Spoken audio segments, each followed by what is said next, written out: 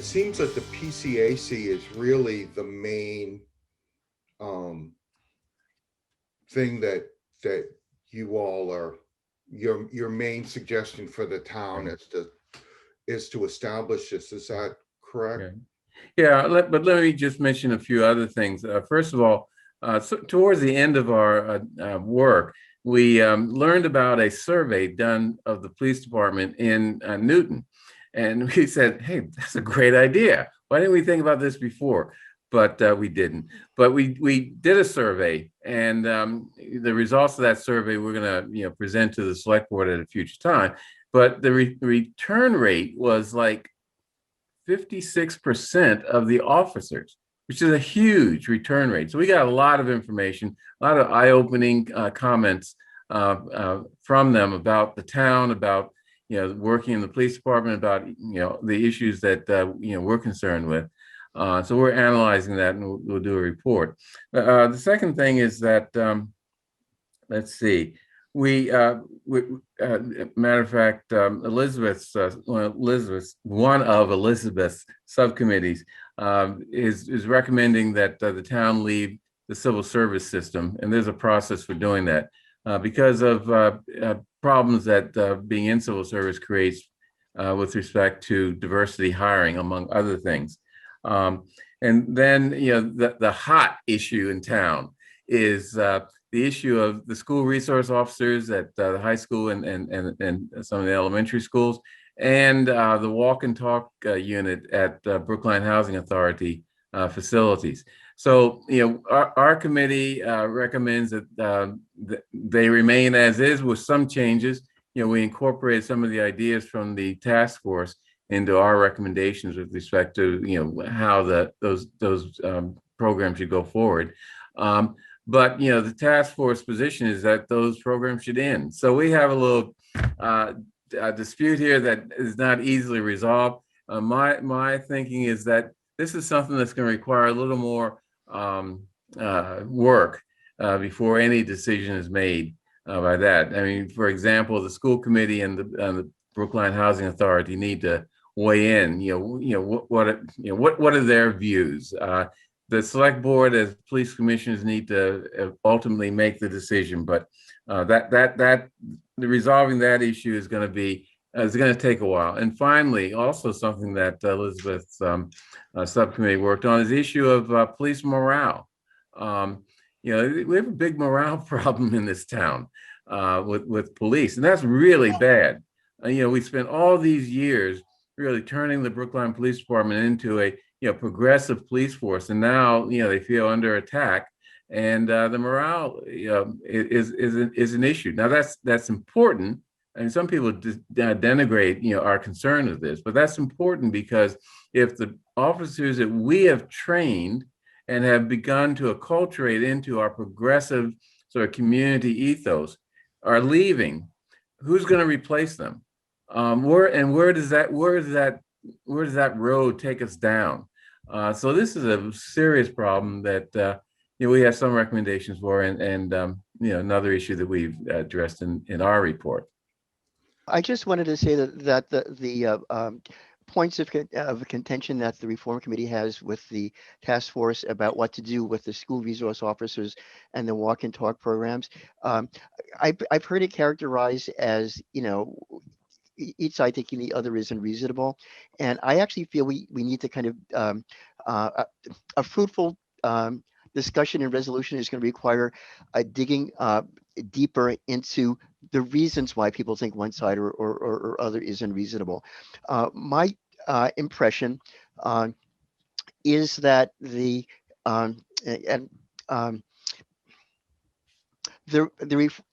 people on the reform committee have felt that the police officers are trying to do a positive job make a positive contribution to the community in the context of those programs, and people who think the program should end say, well, there are two kinds. There are those who say, even if they've been trying to do a good job, the fact of the matter is, from their point of view, that they haven't been able to make the connections that would be needed for it to be a good job for various kinds of historical and reasons, and therefore it should be replaced with something else.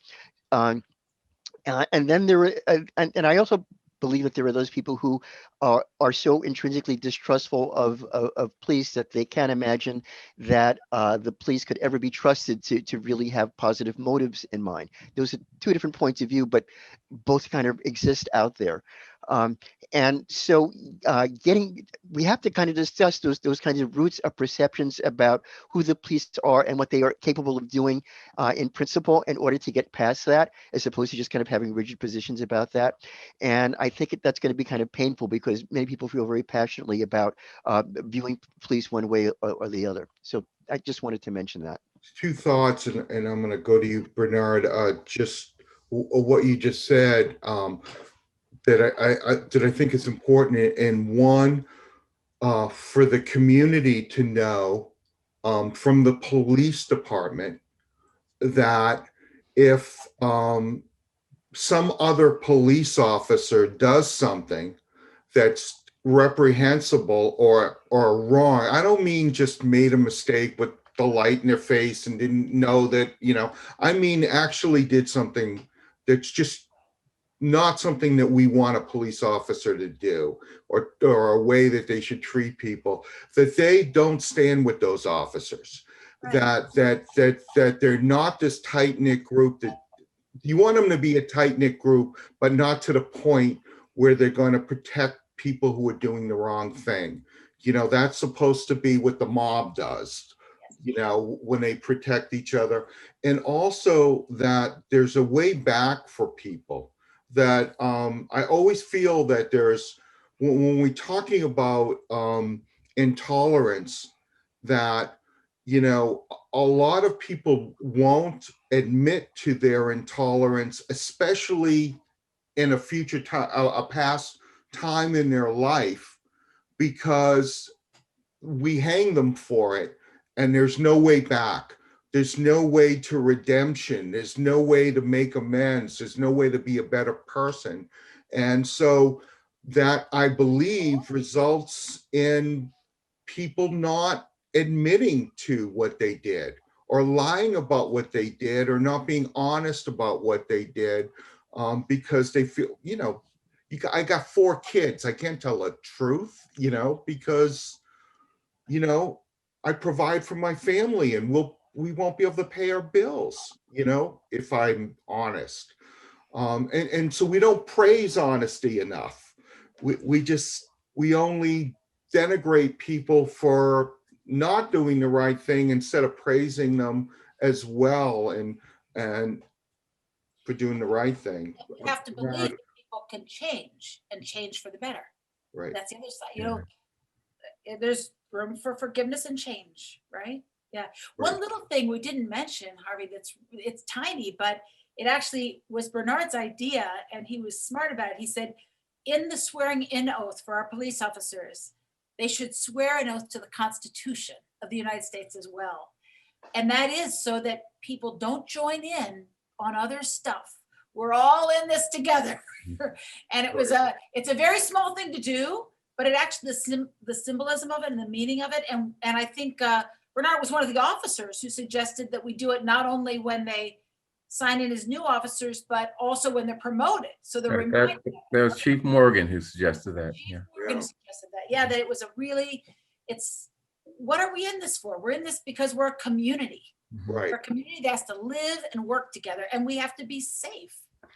And really appreciate how high a bar that is. Yes. Most of us, I work for myself, but most people work in companies, and there's a loyalty to that company, and there's a loyalty to your fellow employees. It's a natural instinct, herd instinct, to be loyal to each other, and that, to be loyal to the Constitution above your fellow officers, and to truth and to justice. That's a higher bar. And we need to appreciate that that's a high bar. And when they show that, demonstrate that, applaud them for doing that, because that's tough to do. Yeah. An officer who does something like that may not be appreciated by his fellow officers. And trust is big. Um, and I'm th trust between, first of all, there's trust between the reform committee and the task force. I find that there is a certain amount of distrust there that we have to work through if we want to move forward. But then trust between um, various segments of the community and the police department. Um, it's very important. I mean, Elizabeth talked about, look, it's our police department. We have to work together to do better. I know that there are segments of the community who live in Brookline, but do not perceive that it is their police department. It is the police department of the people with power, mostly white, wealthy people. And there are people who are minorities, don't have the financial resources, don't have the education, and they perceive that the world acts on them, not that they are agents with sufficient power to act. And it is very difficult for someone in that position to trust that when they speak up, they'll be heard. We've even talked about how someone privileged can be concerned about speaking up and being heard. And establishing that kind of trust, it just it ain't easy. It's going to take time, and it has to be real. It's a heavy lift, and it's going to take investment. And in some ways, this thing about reform versus reimagining the police is just kind of it's a societal thing, and this is just the current focal point. It's a very important focal point, but it's there. One of the reasons why I talk about this, and I know Bernard even kind of wanted me to mention, I mean, I'm an active member of my church. It's Unitarian Church. It's First Parish in Brookline. And we have a strong social justice component, social justice, racial justice, environmental justice, immigration justice. And we care about things like this. And we care about it from the point of view of what we even call beloved community, but it's just building a beloved community, a community where everybody feels safe, supported, safe, supported, and has the ability to thrive. We're not there as society, but that's something we believe in striving to make happen. And so my reason for, and my wife's reason for getting involved with this kind of work is to help push those ideals, that quest forward. And that's where we are. And to some extent, it makes me feel that one of the things I need to be is a bridge builder, because I can identify with people on both sides for lots of different reasons, including the fact that I am a Black male in the United States, but I also happen to be, at this particular point in my life, socioeconomically more with the majority of the town, quite frankly. So, and also because in the course of growing up, I was, I spent 10 years of my childhood in public housing in the Bronx. We were poor, and I'm in a different place right now, but I can really kind of identify with people from both sides because I've been on both sides. I feel sometimes you need to be a bridge builder for that reason. Also, being over 70 years old, I've seen how a lot of things have gone down in the past 50 years. That history is important. And I feel that people who are, say, under 40 don't have a good feel for how things have evolved in that time. And I think that's important. So. Yeah. I join you in the your age category, and yes, the history over the last 6 decades, I think, tells us a lot about, among other things, the ebbs and flows of justice. But I'd like to sort of wrap up, at least my thinking by first noting that you talked about intervention in police behavior that's inappropriate by other police officers. Just your audience should know that the Brookline Police Department just got a grant to actually train and go through simulations of how you intervene as a bystander when one of your fellow officers is doing something wrong. And I think that's been the sort of ethos for a long time. I talked to one of the Black officers here in town, and he said that the difference between Brookline and, let's say, Boston is that we're small enough so that everyone knows everyone, and that there's an ethos that if you see someone doing something, it's not that you're attacking them. Rather, you say, hey, it's a better way to do this than that. So, I think that that's, one thing that's great about Brookline Police Department. But the other thing, not the other thing, but an additional issue is the fact that there's now legislation in the state requiring that type of training and requiring officers to intervene if they see another officer behaving in a bad way. I'd like to also, we're talking about policing as if the policing problem is sort of a problem by itself. It's not. For example, I mean, I can't guarantee that all the work we do is going to prevent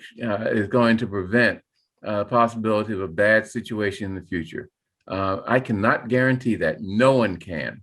But I can't guarantee that the teachers in our schools are not going to commit some type of abuse of a child. I can't guarantee that a restaurant worker won't wash their hands and cause illness. I can't guarantee that a priest in a church won't abuse, the acolytes. But what we can do, and what we must do, is to make sure that we do the training, do the teaching, and set up procedures so that we minimize the risk. And I think that if people want us to guarantee that, for example, which came up recently, guarantee that Philando Castile will not happen here in Brookline, I mean, it's very unlikely. But no one can say it's not. There's no guarantee. There's no guarantee on anything. That we've reduced the probability as close to zero as possible. And I think that's something that people really have to realize or acknowledge, and help us to increasingly or to increase the reduction of that probability even below zero. So I wanted to point out a couple of things from our conversation. One I think is really important. One of us, not me, but one of us said that Brookline isn't that diverse, but actually Brookline is extremely diverse. Diverse in terms of percentage of people who are wealthy, percentage of people who are very poor, and percentage of immigrants. I believe Brookline High School is 59% Caucasian. There's a large Asian population, but there's also, we've got people from all over the world, and you've got a large population of immigrants whose parents are doctors at MGH or professors at a local university, and also immigrants who live in public housing, whose parents work minimum wage jobs. It's and sometimes it's the same group. It's there are Chinese immigrants who are like all up and down the economic scale in Brookline, and also we are in this as a progressive community, as a that tries to work together, that tries to have its best ideals. Any criticism of Brookline police chief, I think we can all agree he bears no resemblance to the police chief in Selma in 1962, and also that sometimes we just focus our attention on Brookline government and not on all of Brookline. And a lot of that is because there's such a high percentage of officers trying to do the right thing, business owners trying to do the right thing, but because business owners in Brookline do the right thing, doesn't mean that people have negative interactions inside of Brookline businesses, and that racism doesn't happen inside of Brookline businesses, because it happens everywhere in the world. And that there's a tendency to want to cover it up because of or not cover it up, but not address it because of this high percentage of people who we perceive as doing the right things. And so everything becomes so nuanced and we're so diverse, and we don't even know about our own diversity. Like, Yeah. so many people in Brookline, we try to raise money for underrepresented people and teenagers, and people say, why would I want to raise money for some rich kids? And Yeah. they don't realize these kids aren't Not rich. everyone. Yeah. Kids are dirt poor, and they live in your community. Yeah. I think we do need to look at, the diversity we have in Brookline. For example, I think more than half the residents are renters. So that's the type of diversity that is interesting and gives us a lot of opportunity. 17%, I think, are Asian. That's South Asian, of course, and East Asian. And that's a community that we need to incorporate into civic affairs a lot more. And we need to mourn with them when atrocities like happened in Atlanta happen, because as I said at the select board on Thursday at our special meeting, a injury against one part of the community is an injury against all of our communities, and we need to stick together on when that happens. But I also want to sort of push back a little bit on this diversity issue. We have a lot of diversity, but the historical racism that has resulted in the diversity of Black and Hispanic families being so low is really the important diversity that has to be addressed. And I'm trying to do what I can, not just in terms of affordable housing, because that's sort of an assumption that all Black people are in need of affordable housing. And I'm not, I don't consider myself wealthy or anything, but I'm middle class. Ron is middle class, and it's people like us that we need to also work to attract to move to Brookline. I mean, why are people moving out of Roxbury, for example, into suburbs like Milton and Randolph and Lexington, places like that, when we're right here in the middle of everything, direct lines into downtown Boston, direct bus lines into Nubian Square and Harvard Square. So, diversity, I think we need to look at in terms of Black and Hispanic families, especially. Not discounting the importance of other diversities we have, but looking at the history of America and of Boston. I think that is what we really need to make sure we don't forget. That's a really great point, Bernard. I was sort of thinking of it also in terms of we've done about 600 youth award interviews in the last 11 years, and I've had a couple of different editors, and one of the editors that I use for my films is edit mostly documentaries on PBS, and he does Frontline and things like that, and he told me that he could teach a class on color correction to editors from doing the youth award interviews, because we basically have almost every shade of human being on the spectrum. So do you want to give a last word, Bernard or Ron, or should we just say goodbye? I don't know. You want to say something, Ron? I was just going to say that I really, really, really value this opportunity to share where we're coming from, and I'm very much looking forward to seeing how our segment and also the Raul's segment is aired, because I think the reports of the two groups is the beginning of where we are, not the end. And I'm really kind of looking forward to robust engagement to move us forward. And so thank you very much for the opportunity. Thank you. And I'll send you Raul's interview. It's already on cable and online, but I'll get it right to you. Thank you both for coming on, and to Michael Zoorob and Dr. Elizabeth Childs for also being here with us. We'll see you next week on BrooklineHub In-Depth. Thank you. Thank you. Hi, my name is Danielle Myers of ADW Video Productions and BrooklineHub.com. BrooklineHub.com is a 501c3 nonprofit online publication dedicated to community building through local reporting and events. Brookline Facing Civil Rights was produced by our founder, Harvey Bravman. The film is about the experiences of African Americans who helped break the wall of segregation that existed in Brookline before the civil rights laws were passed in the 1960s.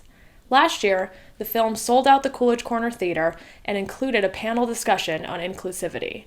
You can stream the film and the discussion on BrooklineHub.com in exchange for a donation to the Brookline Community Foundation's Safety Net Fund.